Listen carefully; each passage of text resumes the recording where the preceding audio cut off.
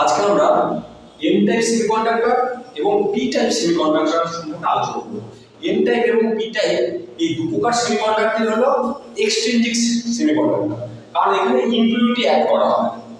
মানে intrinsic semiconductor যেমন silicon, germanium, এদের মধ্যে যখন আমরা ডোপিং করব, ডোপিং কাদের করব? Selective impurity atoms. আচ্ছা, তাহলে এন টাইপ সেমিকন্ডাক্টর তৈরি করতে গেলে আমাদের মনে রাখতে হবে আমাদের পেন্টাভ্যালেন্ট অ্যাটম বা পেন্টাভ্যালেন্ট ইম্পিউরিটি যোগ করতে হবে। পেন্টাভ্যালেন্ট ইম্পিউরিটি যেমন ফসফরাস, এস। আচ্ছা, পেন্টাভ্যালেন্ট ইম্পিউরিটি বলতে সেই সমস্ত ইম্পিউরিটি যাদের যোজ্যতা ইলেকট্রনের সংখ্যা হচ্ছে 5। আচ্ছা, আমরা তাহলে ধরে নিচ্ছি সিলিকনের মধ্যে আমরা অ্যাড করব। এই যে স্ট্রাকচারটা এঁকেছি আমরা সিলিকনের স্ট্রাকচার এঁকেছি, মানে এগুলো সব সিলিকন, এসআই সব সিলিকন। সিলিকনের যেহেতু যোজ্যতা 4, ভ্যালেন্স 4, তাই দেখো প্রত্যেক জায়গায় তারা 4টে করে বন্ড তৈরি করেছে। এখানে দুটো করে ইলেকট্রন, এখানে এইভাবে দুটো করে ইলেকট্রন আছে, প্রত্যেকটা বন্ডে দুটো করে ইলেকট্রন আছে, প্রত্যেকটা বন্ডে হচ্ছে দুটো করে আমরা ইলেকট্রন এখানে সিমেট্রিক। সব এই স্ট্রাকচারটা পুরো সিমেট্রিক। এগুলো সব, যেখানে আমি কোনো নাম লিখিনি সেগুলো সব হচ্ছে সিলিকনের। এটা এটা এটা এগুলো সব হচ্ছে সিলিকনের। এবার হচ্ছে আমরা কি বলতে চাইছি, এটা কিন্তু ইন্ট্রিনজিক সেমিকন্ডাক্টর ছিল। এবার আমি কি করছি, এন টাইপ সেমিকন্ডাক্টর তৈরি করতে চাইছি। তার জন্য এর মধ্যে হয় ফসফরাস বা এস অ্যাড করব, ডোপিং করব, সিলেক্টিভ ইম্পিউরিটি অ্যাটমস। আচ্ছা, সিলেক্টিভ কেন বলছি আমরা পরে আসছি। এবার আমরা যদি ফসফরাস অ্যাড করি তাহলে কিছু সিলিকনের জায়গা, মানে সিলিকন এখন রিপ্লেস হবে ফসফরাস দ্বারা। আমরা ফসফরাস অ্যাড করছি, তাহলে আমি ধরলাম এই অ্যাটমটা রিপ্লেস হয়েছে ফসফরাস দ্বারা, তাই ফসফরাস লিখে দিলাম। এবার ফসফরাসের তো 5টা valence electron. In phosphorus there are 5 valence electrons, 1 2 3 4 5। তা এই 5টা ভ্যালেন্স ইলেকট্রনের মধ্যে 4টে ভ্যালেন্স ইলেকট্রন বন্ধন তৈরি করেছে, বন্ড তৈরি করেছে। তাহলে একটা ভ্যালেন্স ইলেকট্রন ঢুকে থেকে গেল, এই ভ্যালেন্স ইলেকট্রনটা আমরা এখানে দেখালাম। তাহলে এ তো কোনো বন্ড তৈরি করেনি, ফলে এ লুজলি বাউন্ড, এ লুজলি বাউন্ড। তাহলে এই ইলেকট্রনটা খুব সহজেই বেরিয়ে আসতে পারবে, সামান্য টেম্পারেচার পেলেই বেরিয়ে আসতে পারবে। তাই আমরা এর আগেই দেখেছিলাম যে এই সেমিকন্ডাক্টরের ক্ষেত্রে বা যে কোনো পদার্থের ক্ষেত্রে কতগুলো আমরা ব্যান্ডের কথা বলেছিলাম, valence band, VB, conduction band, CB. ঠিক আছে, তাহলে ভ্যালেন্স ব্যান্ডে হচ্ছে ভ্যালেন্স ইলেকট্রনগুলো থাকে, বন্ধনের মধ্যে আবদ্ধ ইলেকট্রনগুলো থাকে। আর কন্ডাকশন ব্যান্ড কি? কন্ডাকশন ব্যান্ড এমটি হতে পারে বা পার্সিয়ালি ফিল্ড হতে পারে। এই দুটো ব্যান্ডের মাঝখানে থাকে ফার্মি এনার্জি লেভেল। সেটা আমরা জেনেছিলাম, ফার্মি এনার্জি লেভেল হচ্ছে একটা ইমাজিনারি এনার্জি লেভেল।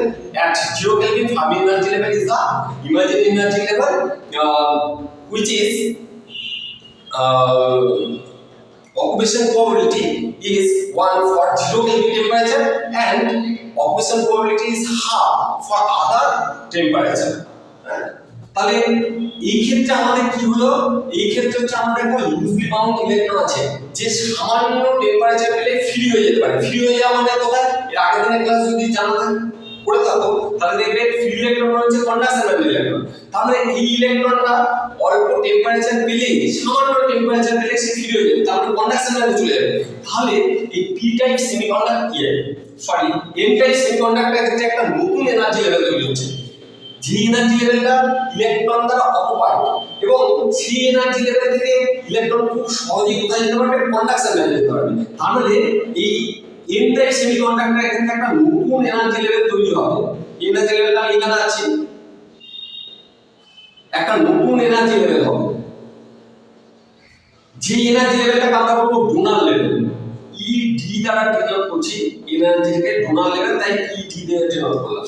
ঠিক আছে, এই এনার্জি লেভেলটা কার দ্বারা পরিপূর্ণ, এই যে লুজলি বাউন্ড ইলেকট্রনস তার দ্বারা এই লেভেলটা পরিপূর্ণ। তাহলে এই লেভেলটাতে ইলেকট্রন আছে এবং এই লেভেল থেকে সহজে অল্প এনার্জি পেলেই এই ইলেকট্রনগুলো এখানে শিফট করবে। ঠিক আছে, তাহলে ফার্মি এনার্জি লেভেল যেটা আমরা জেনেছিলাম, ফার্মি এনার্জি লেভেলের মধ্যে ইলেকট্রন থাকে, হ্যাঁ, ফার্মি এবং ফার্মি এনার্জি লেভেলের নিচের সমস্ত লেভেলগুলো ইলেকট্রন দ্বারা পরিপূর্ণ এবং ফার্মি এনার্জি লেভেলের উপরের লেভেলগুলো হচ্ছে এমটি বা পার্শিয়ালি ফিল্ড আপ। তাহলে এই লেভেলটা তো ইলেকট্রন দ্বারা ফিল্ড আপ, তাহলে নিশ্চয়ই যেটা ফার্মি লেভেল আমরা আগে ঠিক কন্ডাকশন ব্যান্ড এবং ভ্যালেন্স ব্যান্ডের মিডলে আসছিলাম, তাহলে এই ক্ষেত্রে আর Fermi energy level conduction band আর ভ্যালেন্স ব্যান্ডের মিডলে থাকতে পারবে না। তাহলে কোথায় চলে যাবে? যেহেতু এই স্টেটটা ইলেকট্রন দ্বারা অকুপাইড হয়ে গেছে, তাই নিশ্চয়ই ফার্মি লেভেল এই স্টেটটার উপরে থাকবে। তাহলে এইখানে কি হলো, যখনই আমি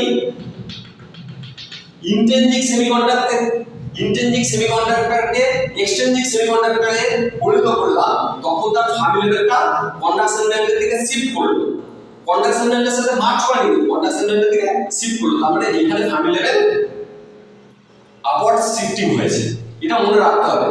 তাহলে এইটা কোন টাইপ সেমিকন্ডাক্টর হলো? এটা হচ্ছে এন টাইপ সেমিকন্ডাক্টর। এই যে লেখা আছে এন টাইপ সেমিকন্ডাক্টর। তাহলে এন টাইপ সেমিকন্ডাক্টরের ক্ষেত্রে আমরা কি যোগ করলাম? পেন্টাভ্যালেন্ট অ্যাটম যোগ করলাম। পেন্টাভ্যালেন্ট অ্যাটম যোগ করার ফলে আমরা কি পেলাম? একটা নতুন এনার্জি লেভেল পেলাম, যেটা বলবো donor energy level. Donor energy লেভেলে কারা থাকবে? ইলেকট্রন গুলো থাকবে। এই যে লুজলি বাউন্ড ইলেকট্রন গুলো, এগুলো সামান্য টেম্পারেচারে কোথায় চলে যেতে পারবে? কন্ডাকশন ব্যান্ডে চলে যেতে পারবে। ঠিক আছে? তাহলে এটা হচ্ছে energy band diagram for N type semiconductor. এইদিকে এনার্জি আর এইদিকে মোমেন্টাম ব্যবহার করা হয়। মোমেন্টামকে কি দ্বারা প্রকাশ করা হয়? সেটা হলো সমস্ত এন টাইপ সেমিকন্ডাক্টর সম্পর্কে আলোচনা। Thank you.